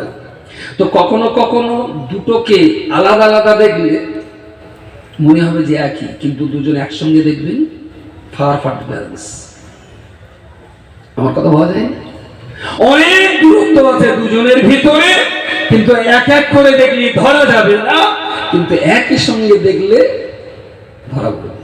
যেদের দুটোর মাঝখানেও পার্থক্য আছে। ফিঙ্গারপ্রিন্ট জগৎ জানতো না যে পৃথিবীর প্রত্যেকটা মানুষের চোখ মুখের চাউনি, চেহারার আকৃতি যেমন আলাদা আলাদা, পৃথিবীর দুটো ছাগল দেখেন যদি একরকম, পৃথিবীর দুটো বিড়াল দেখান যদি একরকম, পৃথিবীর দুটো মানুষকে দাঁড় করিয়ে দেখান দিন একরকম, পৃথিবীতে দুটো বেগুন আর দুটো আলু একটু দেখাবেন যে দুটো একদম একই রকম, একই ওজন, একই সাইজ, একই টাইপ। পৃথিবীর দুটো মাছ দেখাবেন যে দুটো মাছ একই টাইপ। কার সৃষ্টি বলে মনে হয়? মানুষের কাছে কড়া কড়া রাইজ আছে মানুষের কাছে। আমার আল্লাহ পাক রব্বুল আলামিন তাই মানুষের বিবেকে দুয়ারে চাবুক মেরে মানুষের চেতনা ফিরিয়ে দেওয়ার জন্য রব্বুল আলামিন তিনি বলেন, বান্দা তুমি আমার ইবাদত করো, বরং বললেন উবুদু রাব্বাকুম, তোমরা তোমাদের প্রভুর ইবাদত করো। আসলে তুমি তোমার মগজটাকে, তোমার চিন্তা শক্তিটাকে কাজে লাগিয়ে তুমি তোমার প্রভুকে সম্মান করতে থাকো। প্রভু কাকে বলবে? প্রথমত আল্লাহ বলে দিয়েছেন আল্লাযী খালাকাকুম, যিনি তোমাকে সৃষ্টি করেছেন তিনি তোমার একমাত্র রব। দ্বিতীয় নম্বরে বলেছেন আল্লাযীনা মিন ক্বাবলিকুম, তোমার সৃষ্টি হওয়ার পূর্বে তোমার বাবা সৃষ্টি হয়েছে, তোমার বাবার পূর্বে তোমার দাদু সৃষ্টি হয়েছে, তোমার দাদুর পূর্বে তোমার দাদুর বাবা সৃষ্টি হয়েছেন। অতএব তোমার পূর্বে যাদেরকে যিনি সৃষ্টি করেছেন তিনি একমাত্র তোমার রব। তৃতীয় নম্বরে আল্লাহ বলেছেন আল্লাযী জাআলা লাকুমুল আরদা ফিরাশান, এই পৃথিবীর মনুষ্য জাতি তুমি তোমার পায়ের তলার মাটির দিকে একটাবার চেয়ে দেখো, যে মহান সত্তা পৃথিবীর জমিনটাকে বিছানার মতন বিছিয়ে দিয়েছেন তিনি তোমার একমাত্র প্রভু।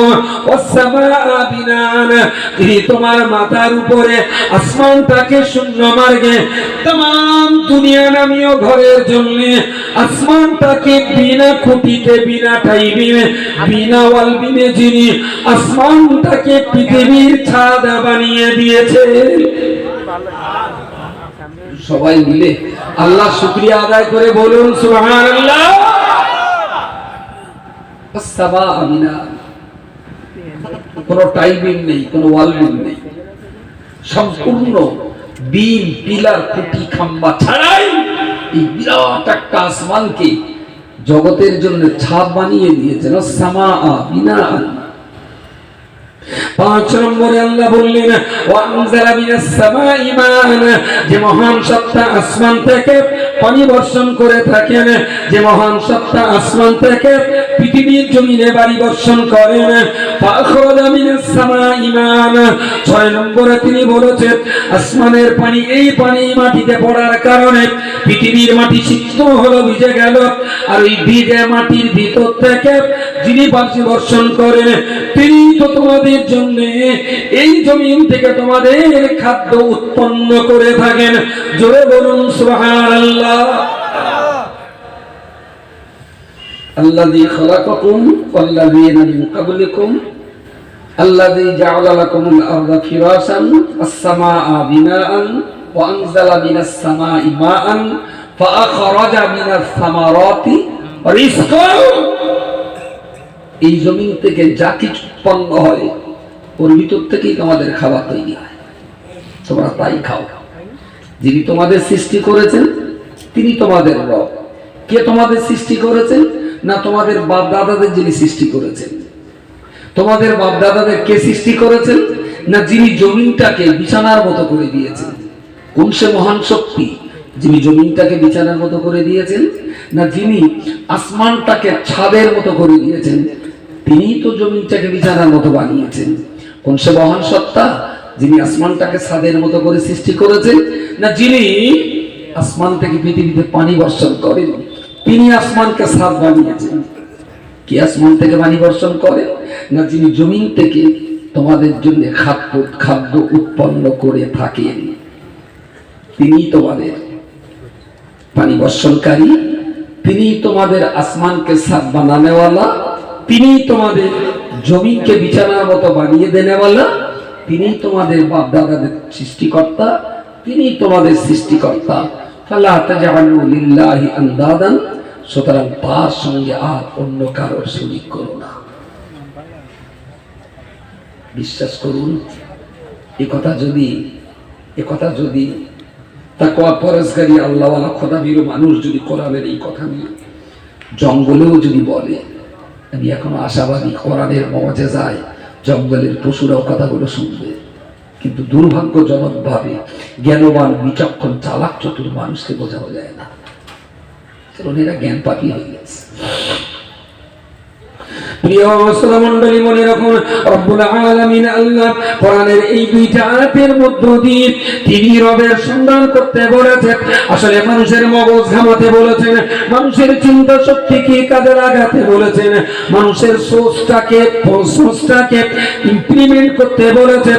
ও বান্দা, তোমার যে বুদ্ধি দেওয়া হয়েছে এই বুদ্ধিটা কাজে লাগিয়ে তুমি তোমার সৃষ্টিকর্তাকে সুন্দরভাবে খুঁজে টুজে তবে তুমি তোমার প্রভুর ইবাদত করো।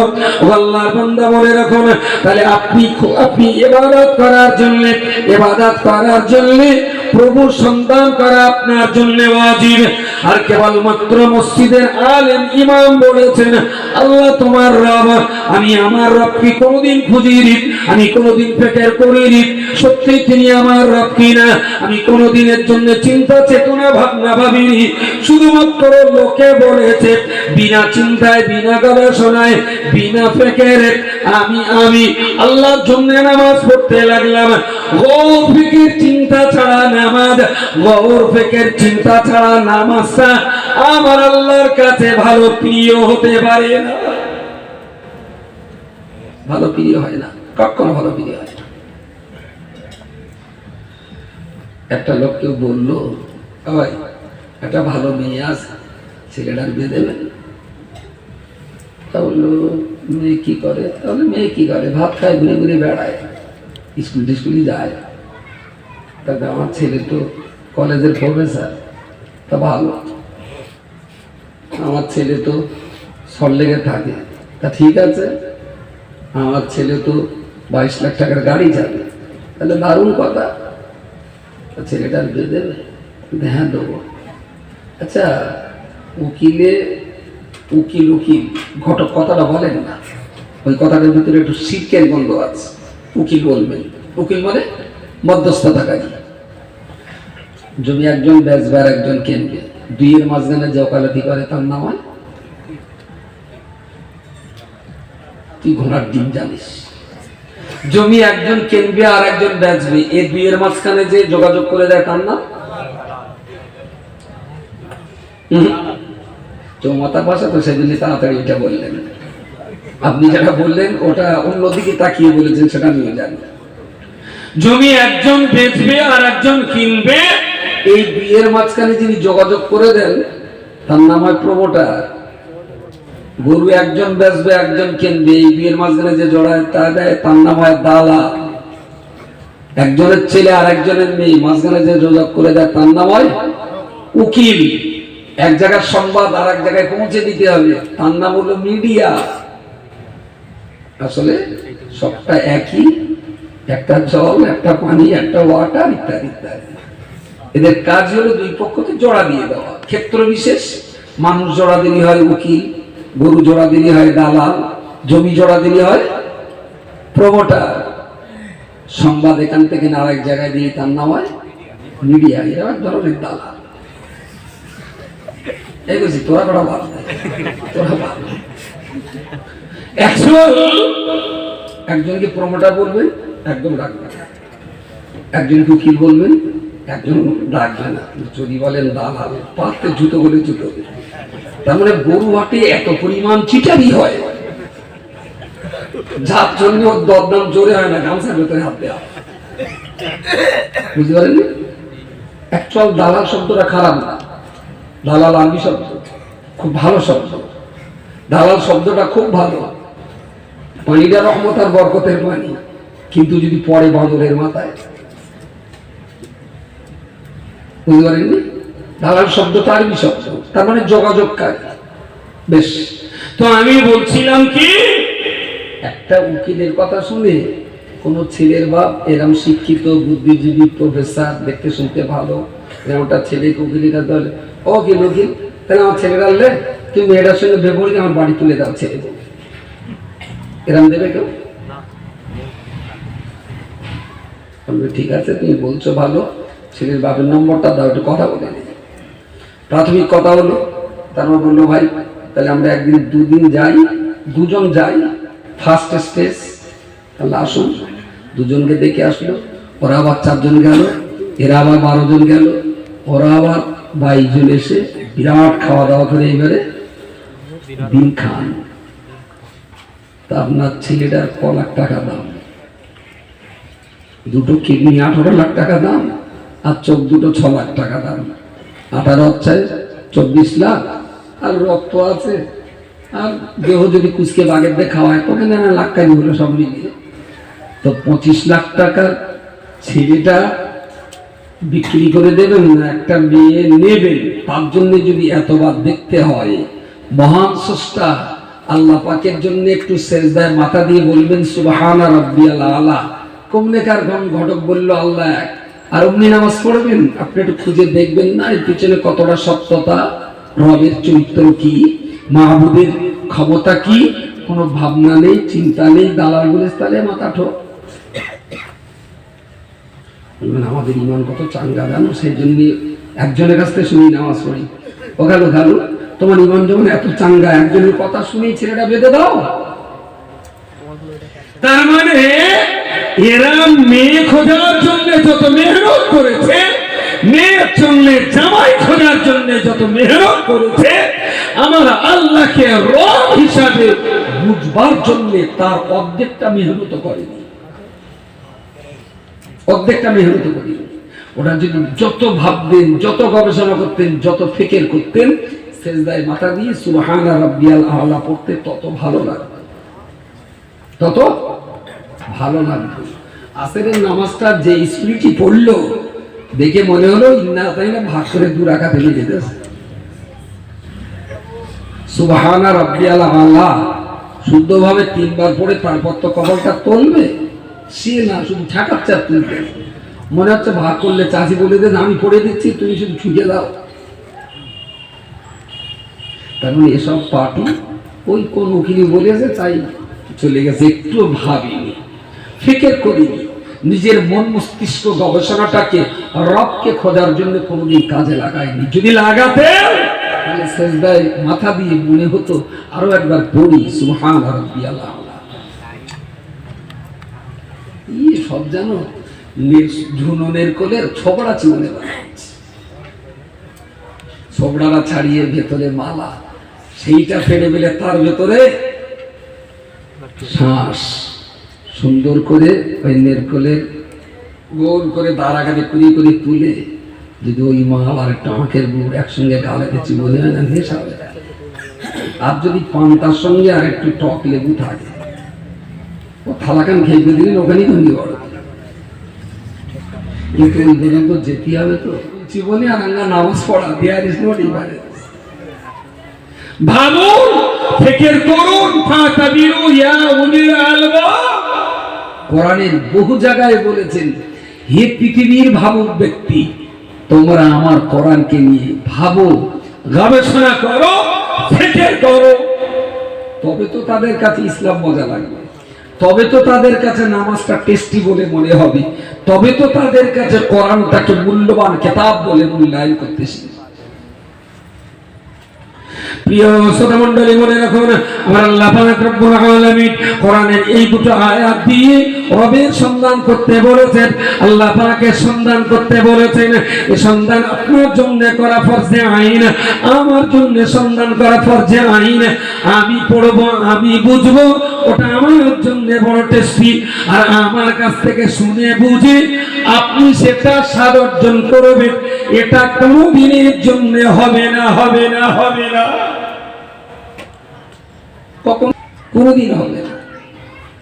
আমি মধুর কোঠর মধু ঢেলে খাবো আর আপনি কোঠর গায়ে জিভে চাটবেন, মধু দেখা যাচ্ছে ভেতরে, নেশায় পড়ে ওই কোঠর ওপরেই চেপে যাচ্ছে, ওতে কোনোদিন যত চাপবেন তত গলা শুকিয়ে যাবে। আচ্ছা, আমি হাতে লিখে দিলাম ওই মা বাচ্চাদের ওই তিতো ওষুধ খাওয়ানোর পরে না মা কি করে, তিতো ওষুধ খাওয়ালে বাচ্চাটা বমি টমি করে ফেলে অনেক সময়, তো ওষুধটা দেওয়ার আগে এখনো চিনি রেখে দেয়, ওষুধ গালে দে অতি তো নাক মুখ শিখকে খেলো খানিকটা মাওলে খানটা চিনিলে ওর গালে দেবে। আমি কচির ওষুধ খাওয়াবে, আমার চিনি আনতে বললো, সে চিনি আনা হয়। বউ তো রাগারাই করতেছে, না তুমি চিনি না আনে বাড়ির কচির ওষুধ কিনে খাওয়াই, আমি ওষুধ খাওয়া কোনো অসুবিধা নেই। আমি হাতে সুন্দর করে লিখলাম চয়েসি নন্তান নয়েসি চিনি, কচির ওষুধ খেলে কচি চাট চাট চাট, ওটা তো দেবে চাট, তাড়াতাড়ি যত চাটবি তত মিষ্টি। এই চিনি লেখার উপরে চাটনি কি গলাতে তো যাবে না? বিবেককে একবার জিজ্ঞেস করুন, গালে চিনি চাপছেন না চিনি লিখে পানির উপরে চেপতেছে? চিনি খাওয়া আর চিনি লিখে জিভে চাটা দুটো কখনো এক জিনিস নয়। আমাদের যা অবস্থা, আসলে ভাবটা করবো, ফিকিরটা করবো কখন আল্লাহকে নিয়ে। প্রিয় শ্রোতা মণ্ডলী, মনে রাখো এই দুইটা আয়াতের ভিতরে আমার আল্লাহ প্রভু সন্ধান করতে বলেছেন। এই দুটো আয়াত তো কোরআনের ভিতরে বিদ্যমান। এবারে আল্লাহ কোরআন সম্পর্কে বলবেন, ও দুটো আয়াত অনুযায়ী বান্দা যে আল্লাহর সন্ধান করতে যাবে, সৃষ্টিকর্তা রবকে খুঁজতে যাবে, প্রভুর সন্ধান করতে যাবে, কিন্তু আসলে এই দুটো আয়াত সঠিক কি বেঠিক এটা তো আগে প্রমাণ করাতে হবে না। এই দুটো আয়াত সত্য না মিথ্যা বললেন, এই দুটো আয়াত কোরআনে আছে, তাহলে ফের প্রশ্ন আসবে কোরআনটা কি সত্যি সত্যি মহান স্রষ্টা আল্লাহ পাকের কিতাব? ইন কুনতুম ফি রাইবিন, যদি তোমাদের সন্দেহ হয় ওই কিতাবটার ভিতরে, ওই কিতাবটার ব্যাপারে, মিম্মা নাযালনা আলা আবদিনা, যে কিতাবটা আমার বান্দা মুহাম্মাদের উপরে নাজিল করে দিয়েছি, বলুন সকলে সুবহানাল্লাহ। এখানে আল্লাহ ব্যবহার করেছেন আব্দুন আব্দুন, মিম্মা